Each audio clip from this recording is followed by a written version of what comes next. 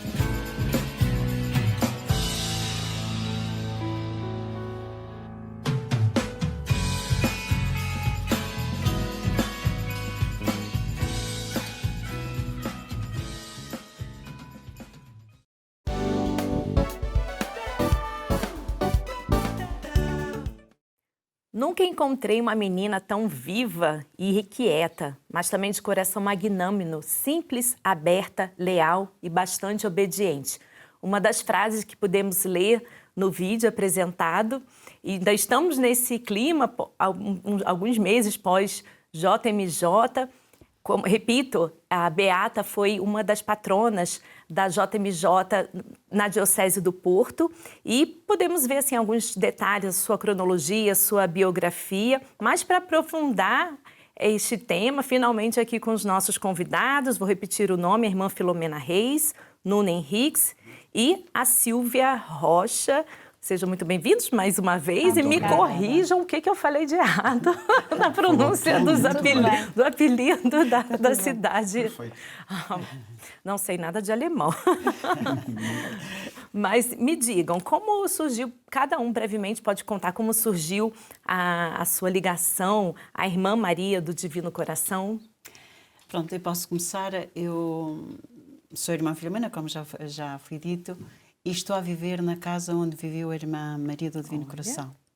Como coordenadora da comunidade e coordenadora da Pastoral Juvenil Vocacional da província portuguesa, tenho ao meu cuidado de orientar as peregrinações que passam ali na casa, que vão visitar os espaços, sobretudo o quarto onde ela ficava, onde ela passou os últimos anos da sua vida, e na última fase da sua vida, que neste momento está transformada numa capela, a Capela das Irmãs, e um pequeno museu que também está dedicado, com peças que lhe pertenceram ou que estiveram em contacto com o seu corpo. Isso é um aspecto, tenho uma ligação muito forte. Todas as vezes que estou andando ali naquela casa, recordo-me, a Beata andou por aqui, a Beata Maria Droste. Qual é o nome da vossa congregação? Sou irmã do Bom Pastor, Nossa Senhora da Caridade do Bom Pastor. Certo. Uma outra ligação forte é que eu trabalho, exerço a minha missão numa escola também, ou seja, no colégio ou no externato Maria Droste, em Hermesinde, que tem como padroeira a Maria Droste. Por isso, para mim, foi um grande desafio, ao longo da preparação da pré-jornada e da Jornada Mundial da Juventude, ter que apresentar não só os alunos, mas todos aqueles que se aproximavam de nós para conhecer mais a nossa Beata. Olha, que lindo. E o Nuno? O meu vínculo é um vínculo recente, tem cerca de 5, 6 anos. Eu e a irmã Filomena somos colegas no Externato Maria Droste, também lá sou docente. O Externato Maria Droste tem crianças desde o berçário até ao 9º ano e eu, enquanto docente, gosto muito de suscitar questões junto dos meus alunos. É tão importante aprender como colocar uma boa questão. E uma boa questão é a seguinte: quem é esta Beata Maria do Divino Coração, ou Beata Maria Droste, que dá o nome à nossa escola? E foi assim, aliás, que surgiu este livro que se encontra aqui nesta mesa, que se encontra aqui na Sílvia, foi dar a conhecer a rica vida e obra da Beata Maria do Divino Coração, numa linguagem desconstruída e simples, não maçadora, porque os livros, a biografia dos santos, em muitas obras, pode ser um pouco maçadora. Tudo o que tem a ver com aquilo que é a geologia, a vida sobre os santos, pode ser um pouco maçadora, e nós queremos que em todas as idades o livro fosse um livro simples, numa linguagem também ela simples, desconstruída, e que, capítulo a capítulo, cative ainda mais a atenção dos leitores, não só pelo estilo do próprio livro, mas também pela vida, que é uma autêntica aventura de uma vida simples e de uma doação sem limites da Maria Droste. Eu estava a folhear um pouco o livro, além do texto em si, também tem vários desenhos, né? Assim, fica de uma forma também bastante lúdica para apresentar a vida da Beata, né? Os desenhos foram, desculpa interrompê-la, 5 deles foram feitos por também uma colega nossa, uma docente de educação visual, e todos os outros desenhos foram feitos pelo Guilherme, pela Matilde e pela Terezinha, que são os nossos 3 filhos. Ah, que lindo! E a Sílvia, então, como esse envolvimento com a irmã? Sou a esposa do Nuno. E antes que ela não o diga, portanto, se o livro fosse escrito por mim, eu ainda estaria na primeira frase do primeiro capítulo. Portanto, foi ela que deu aqui o grande... Não, já teria passado a JMJ. Só seria publicado talvez em Seul, portanto, na próxima JMJ. Não, era importante trocar por miúdos a linguagem um pouco difícil dos livros biográficos dela, porque os próprios alunos do externato, para além de todos os jovens portanto, da Diocese do Porto, a qual esta patrona os representava, portanto, pudessem compreender a vida dela de uma forma simples, cinematográfica. Portanto, tem aqui a fórmula mágica do Era Uma Vez, para as pessoas mergulharem no livro e conhecerem a história dela. A história é essa que a irmã agora também pode um bocadinho desvendar. É, isso mesmo, para a gente começar, então, a saber quem foi a irmã Maria Drost. Bom, eu vou dizer quem é para mim a irmã Maria Drost. A irmã Maria Drost foi uma irmã do Bom Pastor. Foi e viveu com radicalidade o carisma, com toda a radicalidade.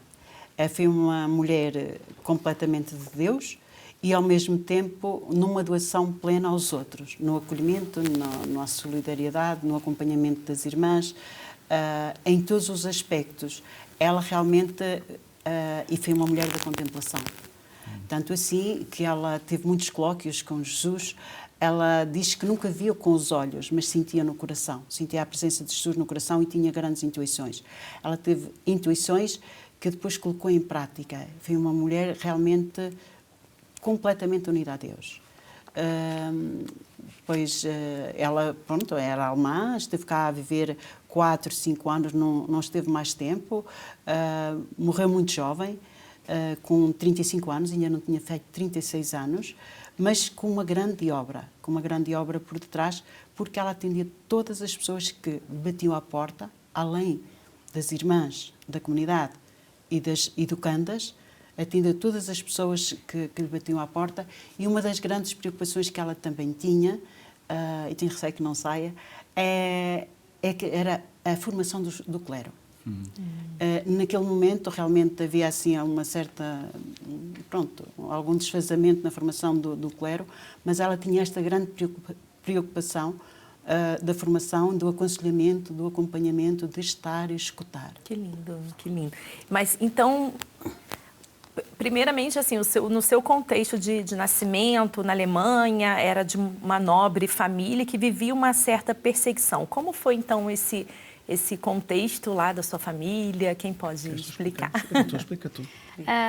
Pronto, na altura a igreja estava a ser perseguida, Kulturkampf, como falou, e então o pai dela era uma pessoa muito importante porque ele era o mordomo-mor do Bispo Príncipe.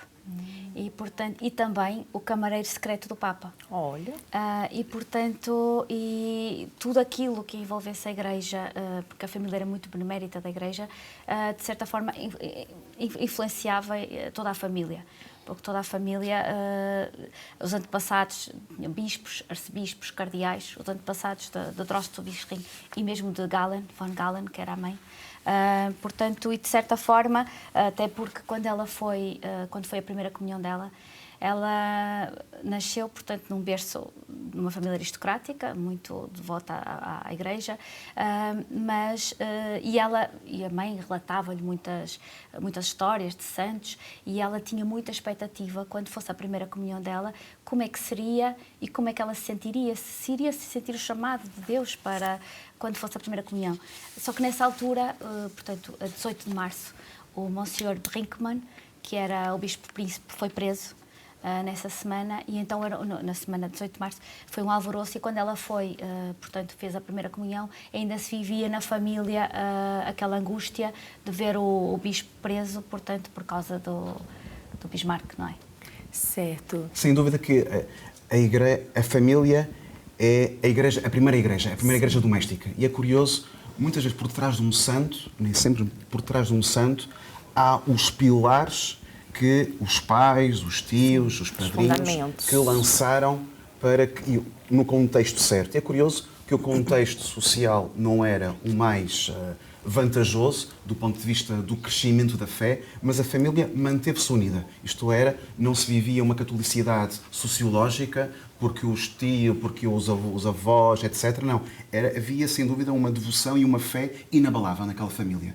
E isso também ajuda a definir aquilo que foi e que é para nós a Beata Maria do Divino Coração. Isto é, a aceitação de um compromisso, o assumir de um compromisso, de uma forma muito madura, que lhe foi legada pela própria família, mas que ela podia ter decidido de uma outra forma, não é? Para dar um outro rumo à sua vida. Mas não, ela apaixonou-se e sentiu...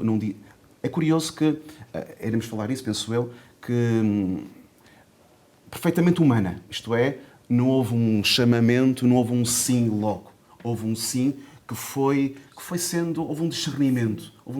Aliás, curiosamente, o magistério do Papa Francisco apela muito ao discernimento vocacional. Houve também um discernimento vocacional da parte dela. Houve um sim com avanços e recuos, perfeitamente humano, porque os chamamentos genuínos e profundos são assim, desta forma. Curiosamente, recordo-me que Moisés, também quando junto-se à ardente, antes de aceitar a missão que Deus lhe dá, ele também questiona Deus 3 vezes. Há ali um questionar, há ali um diálogo, um diálogo perfeitamente humano.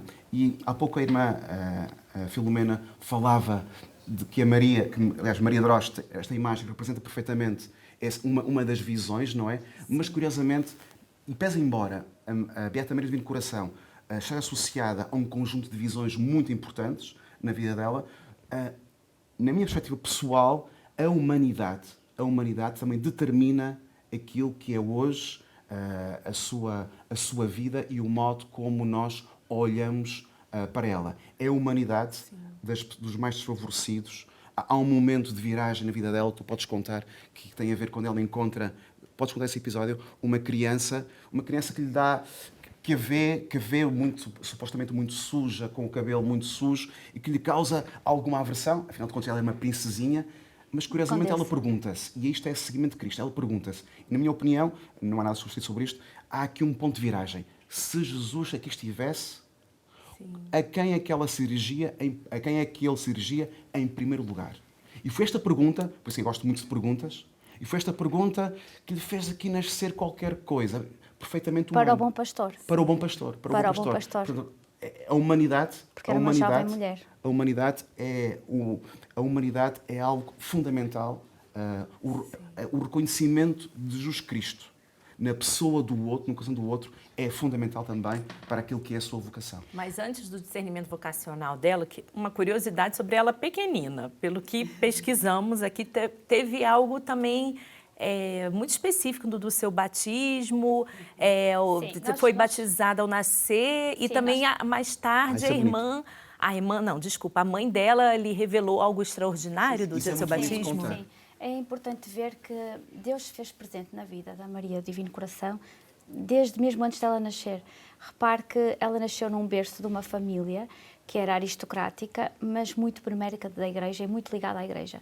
A própria mãe dela, portanto, contava muitas histórias de Jesus, que ela era muito devota ao Sagrado Coração de Jesus, e a mãe dizia-lhes: a vós não vos deve interessar os luxos, as vaidades, as honrarias, porque perante Deus nada disso tem consistência. E, portanto, nesta linha, eles ajudavam os pobres. Então, o episódio, enquadrando que o meu marido estava a contar, é porque elas regularmente visitavam o Hospital das Irmãs e auxiliavam quer as pessoas moribundas, quer os mais pobres, com roupas, comidas.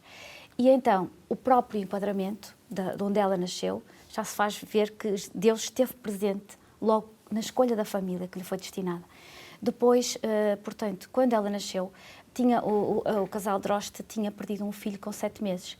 Tinham a filha mais velha, Augusta, que tinha 3 anos, e tinham perdido um filho de 7 meses. E quando a mãe engravidou novamente, portanto, o casal ficou muito contente porque estavam na expectativa de ter um filho a quem queriam dar o nome de Max.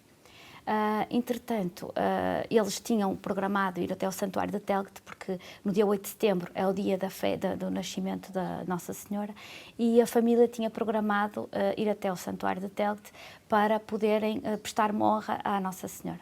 Entretanto, sem que nada o fizesse prever, até porque o conde tinha-se afastado para andar a cavalo, a mãe entrou em trabalho de parto. E então nasceu o Max, que estavam todos à espera, queriam que fosse o Max, e nasceu efetivamente o Max. E quando o médico chegou, portanto, pouco antes das 3 horas, porque ela nasceu às 3 horas, sem que nada o fizesse para ver, porque ele aproximou-se também, não é, para tratar dela, quando ele chegou, já não chegou a tempo de assistir ao parto do Max. Não havia ecografias. Não havia ecografias, não havia telefones, não havia carros, e então surge a Maria. Portanto, e a mãe diz anos mais tarde que experimentou uma alegria tão grande e tão imensa naquele momento do nascimento, que não sabia, sentiu no coração dela que alguma das crianças teria sido agraciada por Deus, só não sabia qual delas seria, e anos mais tarde disse à filha que, pronto, com certeza teria sido ela. Para além disso, a fragilidade das próprias crianças, portanto, fez com que se temesse pelas suas vidas. E então o próprio médico, que era... Os batizou. Batizou-os naquele momento do nascimento. Portanto, a família onde ela nasceu, a escolha da família que lhe foi destinada, portanto, o nascimento dela imprevisto, não é? Imprevisível, e o inesperado e inusitado batismo no mesmo dia do nascimento, que a fez ser recebida logo como filha de Deus, fazem ver que Deus esteve sempre presente, logo desde o primeiro momento. Sim, e irmã Filomena, como desde cedo a irmã Maria teve essa atração pelo Sagrado Coração de Jesus? Foi, como acabou de dizer a Sílvia, na verdade a família era muito devota do Sagrado Coração de Jesus. Ela acabou por beber aquilo que se vivia em casa. Portanto, a sua mãe foi a responsável pela difusão desta devoção em Münster, e não só. Todo o castelo, toda a casa onde viviam, toda a família estava muito virada para esta devoção do Sagrado Coração de Jesus. Tanto assim que elas celebravam sempre as primeiras sextas-feiras do mês ao Sagrado Coração de Jesus, e o mês de junho era um mês muito esperado pela Maria, porque, na verdade, eles tinham uma grande capela e tinham uma grande imagem do Sagrado Coração de Jesus em casa. E era só nesse mês que a sua mãe a família autorizava de colocar na capela em devoção, para que toda a gente rezasse ao Sagrado Coração de Jesus. A Maria passava todo o tempo a desejar que realmente chegasse aquele momento para poder estar junto daquela grande imagem, e ela maravilhava-se a olhar para aquela imagem. Portanto, esta grande devoção já é desde criança, ela já bebe na sua família, que depois foi se desenvolvendo, e depois, mais tarde, acaba por entrar numa congregação que, ao fim e ao cabo, o carisma é do Sagrado Coração de Jesus e de Maria. Ai, que lindo! E mesmo com o nome Irmãs do Bom Pastor, tem essa espiritualidade do Sagrado Coração de Jesus. E de Maria. Certo. Sim. Olha, teríamos muitas outras perguntas nesse primeiro bloco a fazer, porque dá para perceber como a vida da irmã é muito rica. Nós, no próximo bloco, vamos também saber como deu-se a vinda dela para Portugal, o pedido que lhe foi feito pelo próprio Senhor da consagração do gênero humano ao Sagrado Coração de Jesus. Então, nos aguarde no próximo bloco para conhecermos mais sobre a vida dessa irmã.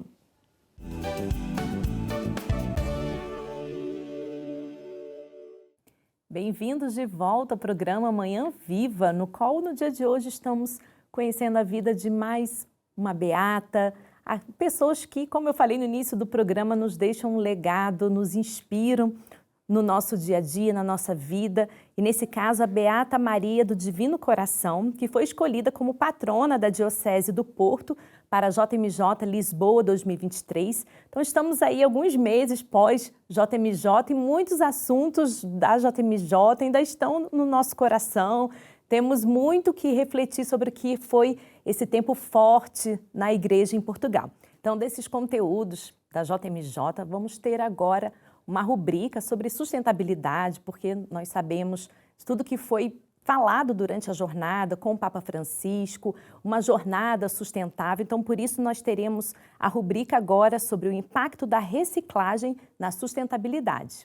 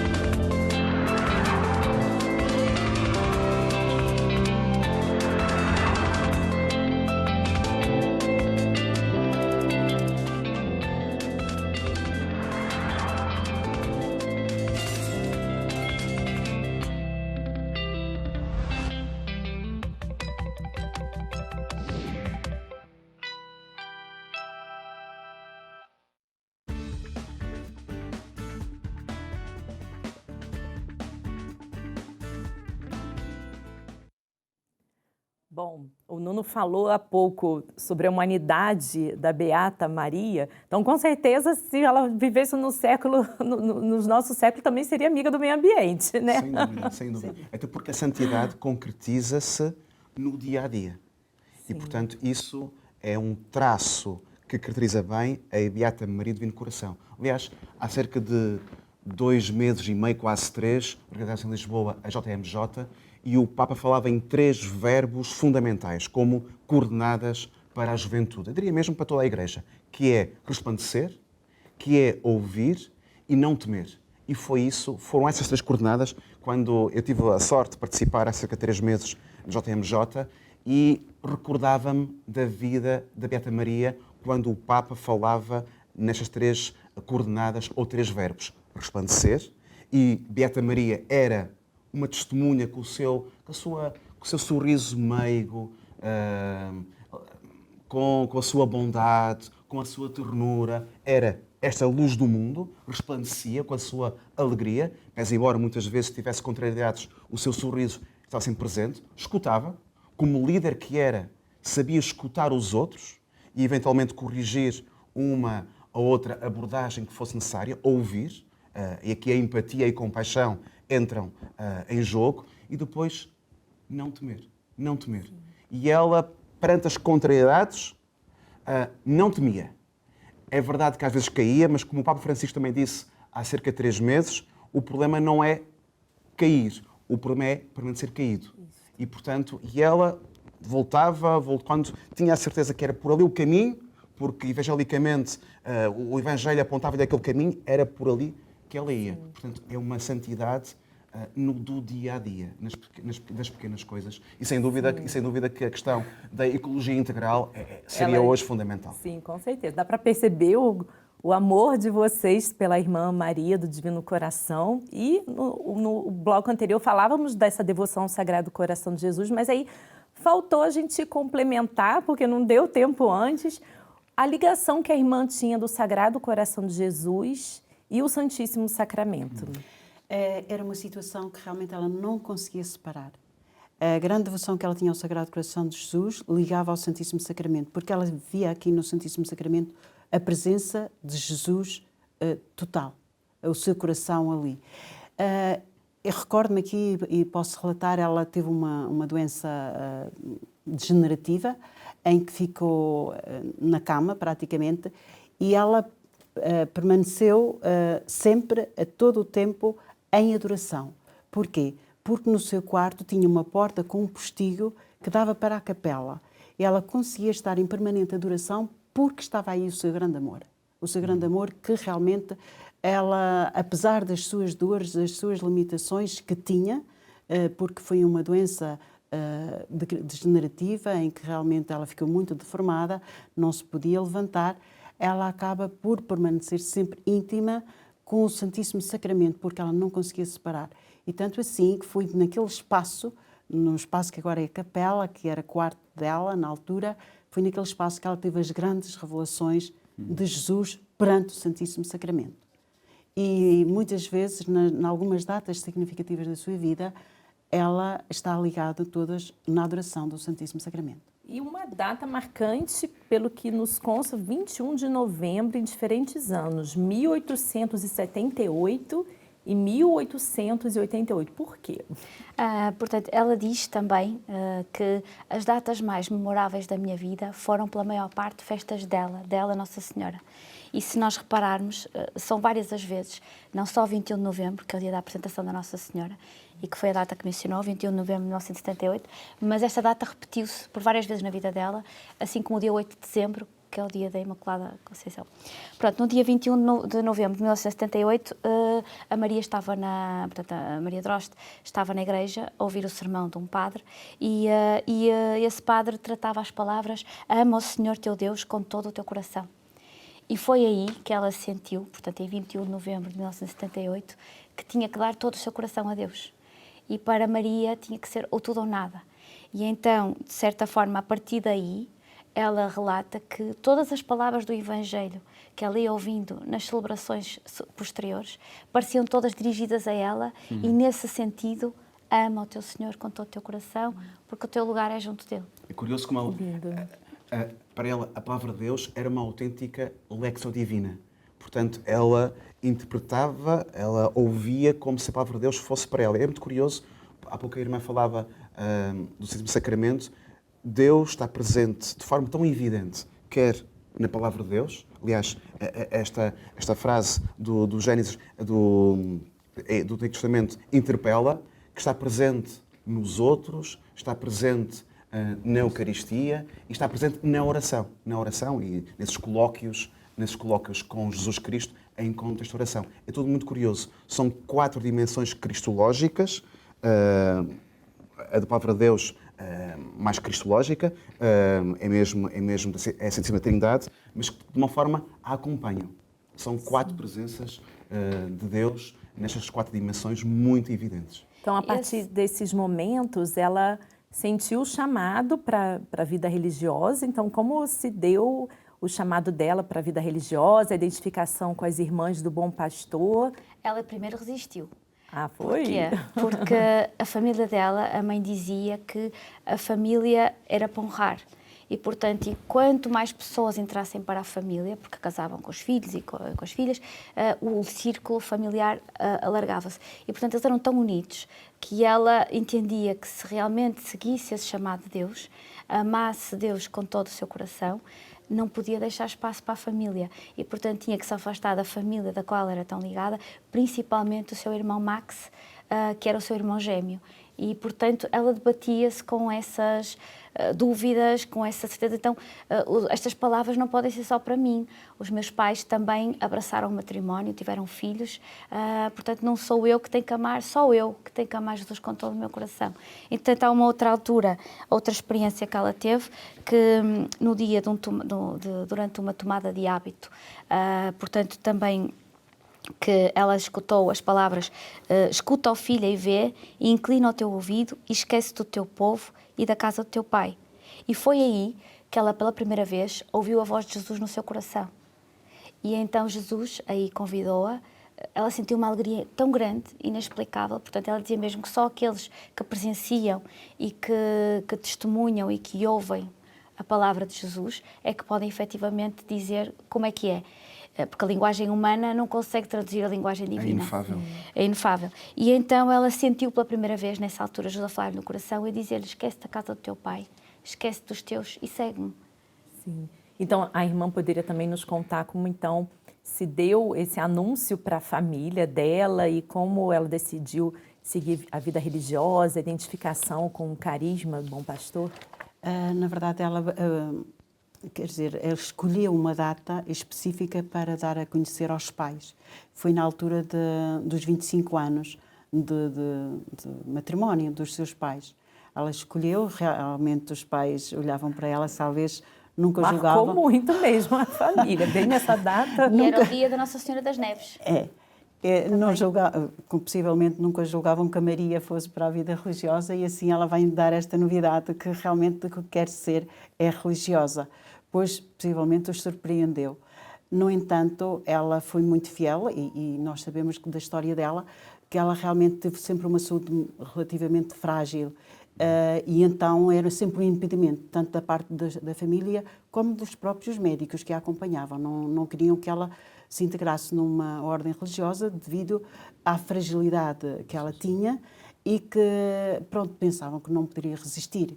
Depois, posteriormente, quando ela conseguiu recuperar um pouco mais, tanto assim, há um episódio aqui que acho que deve ser contado, que ela, como queria tanto depois se entregar a Jesus e que havia esta dificuldade, ela acabou por pedir aos pais para fazer na própria casa e viver como religiosa na própria casa. Então, essa foi a sua primeira experiência religiosa? A primeira experiência religiosa foi essa.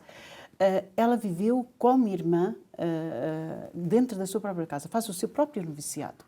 Ela estabelece o seu calendário de oração, de tarefas, ela tinha o seu horário. Embora que os pais não tivessem gostado muito da história, no entanto, ela realmente levou muito a peito, e foram 2 anos. Depois disso, é que depois teve autorização dos pais para poder depois integrar, não só dos pais e do próprio médico, para se integrar numa congregação religiosa. E aí ela já estava inclinada para ir para as Irmãs do Bom Pastor e veio a confirmar pela conversa que teve com o médico. O médico diz, sim, pode entrar para uma congregação religiosa, mas para as Irmãs Brancas. Porquê? Devido ao estilo de vida apostólico que tinha e que se coadunava ou que estava mais de acordo com a sua própria situação de saúde e a sua fragilidade. E então ela achou que isso era uma confirmação da intuição que já tinha dentro de si e a sua vontade de querer ser irmã do Bom Pastor. Mas então irmãs brancas, as irmãs do Bom Pastor. Era assim que se chamavam. Assim que se chamava. Pela cor do hábito. Percebi. Agora, todo esse contexto dela lá na Alemanha, agora vindo para Portugal, como deu-se essa vinda da irmã para Portugal? Foi especificamente para o Porto? Para Lisboa. Para Lisboa? Para ser assistente da superiora em Lisboa. Porque a vivência dela lá em Münster, ela entrou primeiro para as Irmãs Brancas, não é? de Münster. Esteve lá bastante tempo, que ela adorou. Entretanto, lá está a entrega dela e toda a forma como ela desempenhava, que ela era daquelas pessoas que fazia tudo. Onde ela era precisa, ela estava lá. Ou seja, a descascar batatas, a varrer o chão, portanto, tudo que fosse necessário fazer, ela estava lá em espírito de sacrifício. Até nos trabalhos mais penosos, de limpar casas de banho, era ela que se oferecia sempre. E então, a casa-mãe, em Angers, destacou então para ir para Lisboa para ser assistente da superiora de Lisboa. Só que ela só ficou lá 3 meses, foi muito bom, tanto que ela dizia que nem parecia um castigo, foi muito difícil para ela separar-se da sua pátria.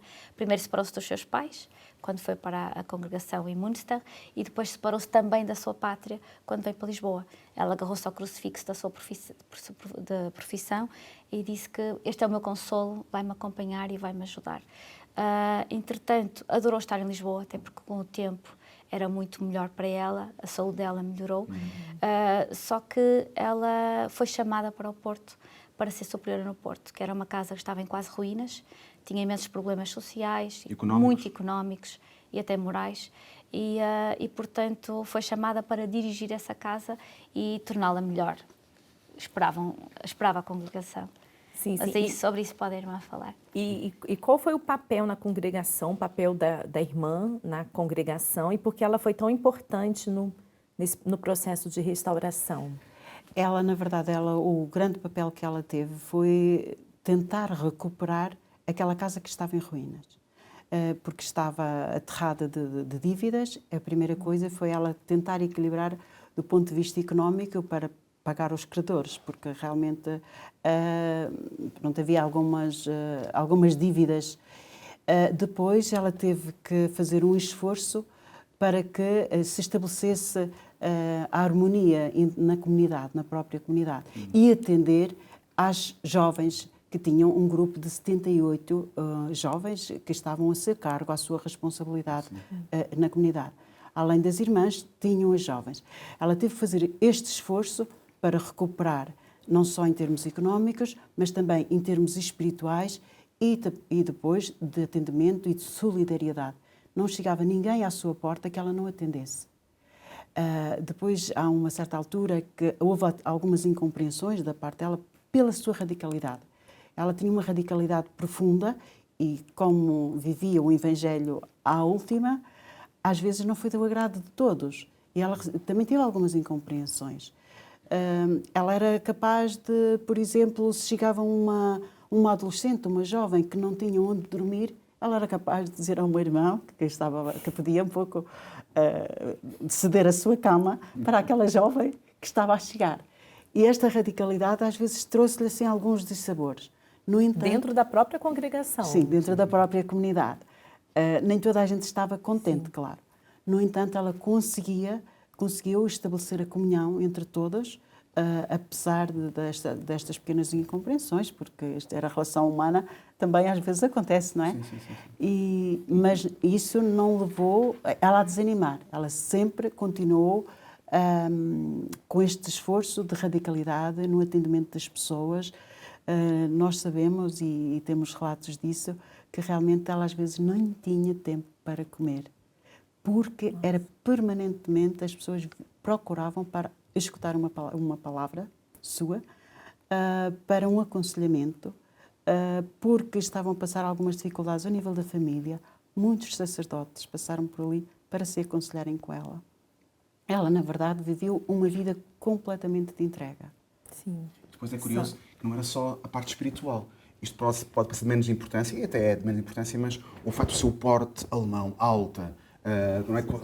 Pessoas então era uma mulher alta. Sim, testemunhas, sim. Nunca vi uma mulher tão alta, era uma autêntica, para si mesmo, a forma bondosa, mas ao mesmo tempo aristocrata, no seu rosto, bondoso, não é? No seu trato, muito educada. Isso levava não só uma certa admiração pela sua santidade, com aspas ou sem aspas, mas pela eloquência, pela sua cultura, porque realmente a sua cultura era uma cultura muito rica. Percebia de arquitetura, percebia de francês, percebia português, teve grandes dificuldades. Também, vindo do alemão. Pois, exatamente, era uma língua muito complicada para ela, enfim, mas sabia outras línguas vivas e também penso que sabia um pouco de latim. Mas era engraçado que ela, quando estava em Lisboa, portanto, a superiora deu-lhe um livro de gramática grossíssimo e ela dizia que mergulhava lá o nariz no livro e tentava aprender todas as noites a mordiscar o seu lápis, mas tentava provocar o riso nas jovens que lá viviam, brincando com elas até com a má pronúncia em português. Ela ria-se ela própria. Para cativá-las também pela alegria. Essa é uma das características dos santos, a alegria e o sentido do humor, assim, exemplo, de ter aquelas tiradas assim. Elas chegavam a uma sala e as miúdas estivessem todas assim encabroadas, não é? Sisudas, ela pegava nas chaves que trazia, tirava assim para o chão, então a gente ficava assim, para pô-las todas a rir e quebrar ali o gelo e o silêncio. Sim, agora algo que eu também estou assim curiosa para ouvir. Irmã Maria do Divino Coração, esposa do Bom Pastor, vivia todo esse espírito de sacrifício, de entrega, e um pedido muito especial dos céus, do Senhor, foi feito a ela. Quem vai nos contar? Dois pedidos. O primeiro pedido, ela teve um pedido que construísse naquele local uma igreja que fosse consagrada ao Sagrado Coração de Jesus, sagrada ao Coração de Jesus, para reparação.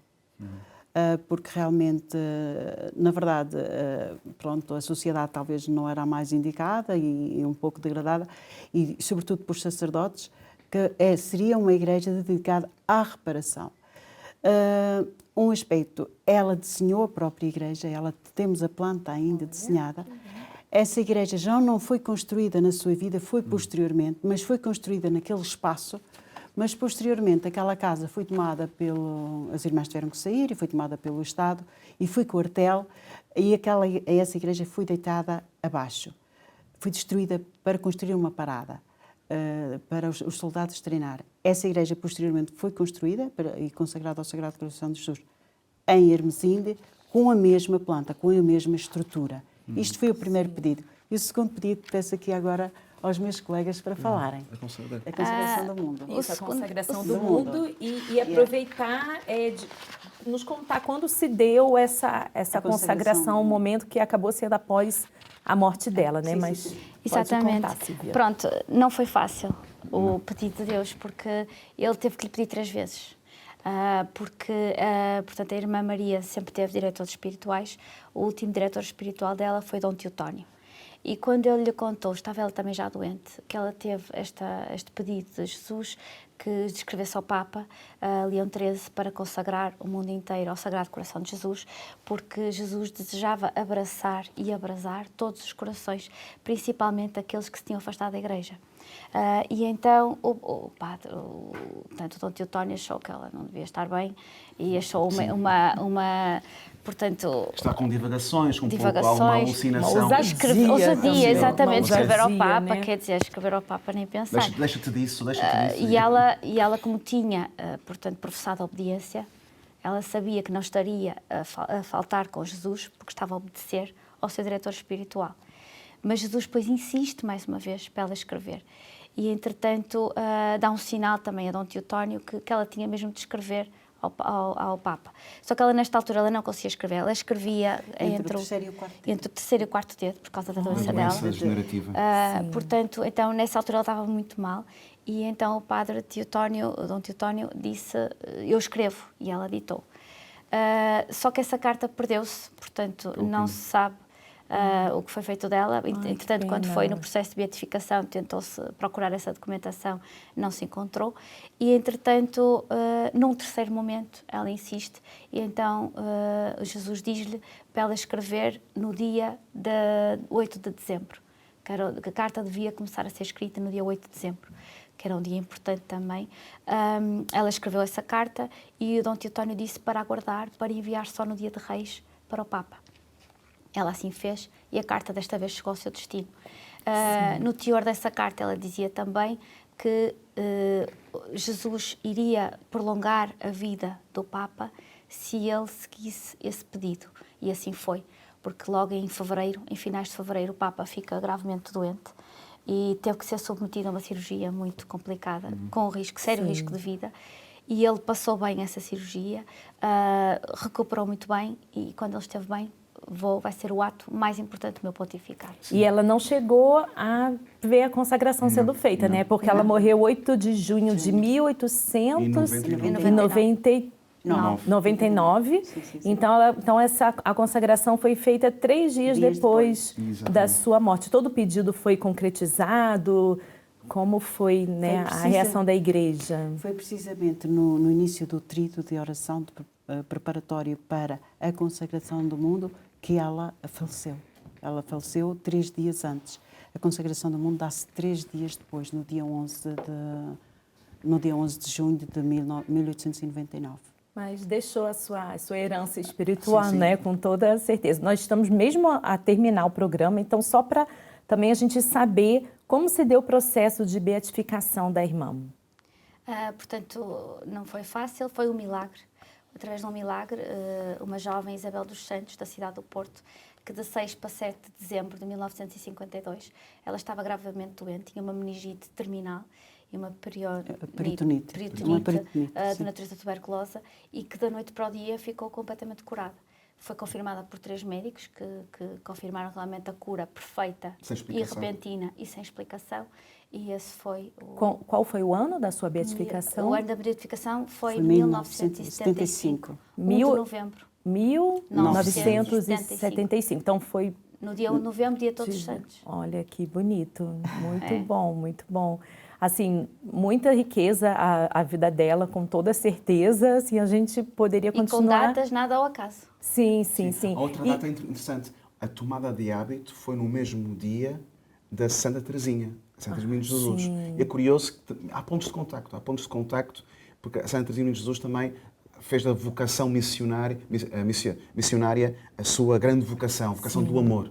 E também é um ponto de contacto com a Beata Maria. Uma outra santa jovem também. E é a santidade das pequenas coisas. Sim, que lindo. E, com certeza, além do livro, também na internet encontra-se mais sobre a vida dela. Acredito também que na página da congregação.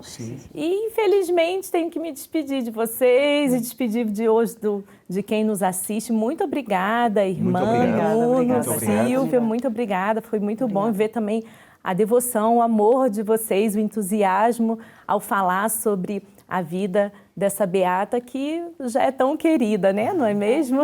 Muito obrigado. Então, Obrigada. queremos agradecer por todos que nos acompanharam nesse programa Manhã Viva. Sempre o nosso agradecimento especial aos benfeitores da Canção Nova que mantêm essa obra, mantêm o nosso sistema Canção Nova de comunicação aqui em Portugal.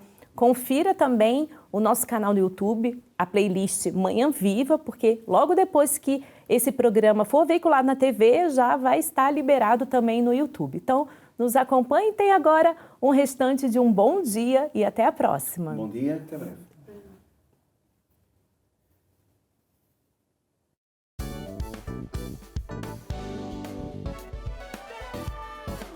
Se gostou deste programa, clica aqui na nossa playlist aqui em baixo para ver outros episódios. Se ainda não subscreveu o nosso canal do YouTube, faça-o já clicando neste botão aqui do lado e será logo o primeiro a saber todas as novidades.